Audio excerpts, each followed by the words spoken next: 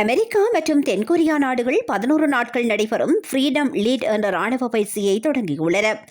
இதனை தங்களுக்கு எதிரான படையெடுப்பு ஒத்திகை என வடகொரியா கருதுகின்றது. இந்த கூட்டு ராணுவ பயிற்சிக்கு பதிலடி கொடுக்கும் வகையில் வடகொரியா மீண்டும் தனது ஏவுகணை சோதனைகளை தீவிரப்படுத்தியுள்ளது. வடகொரியாவின் மேற்கு கடற்கரை பகுதியில் உள்ள தீவுகளை இலக்காக கொண்டு சோஹியோன் என்ற அதிநவீன போர்க்கப்பலில் இருந்து கடந்த 11ஆம் தேதி ஹுருஸ் ஏவுகணைகள் ஏவப்பட்டன. இந்த ஏவுகணைகள் கடலில் உள்ள இலக்குகளை துல்லியமாக தாக்கி அளித்தது. இந்த ஏவுகணை சோதனையை வடகொரியா அதிபர் கிம் ஜாங் உன் தனது 13 வயது மகள் கிம் ஜூ ஏவுடன் நேரில் பார்வையிட்டார். சோதனைக்கு பிறகு பேசிய அவர், நமது நாடு எப்போதுமே வலிமையான மற்றும் நம்பகமான அணு ஆயுத தற்காப்பு திறனை கொண்டிருக்க வேண்டும்.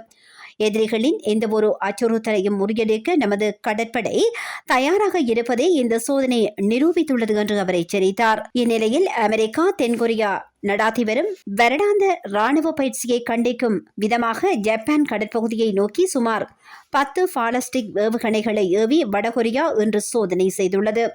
ஜப்பானின் பிரத்யேக பொருளாதார மண்டலத்திற்கு வெளியே உள்ள கடல் மட்டத்தில் இந்த ஏவுகணை விழுந்திருக்கலாம் என்று அதிகாரிகள் தெரிவித்துள்ளனர்.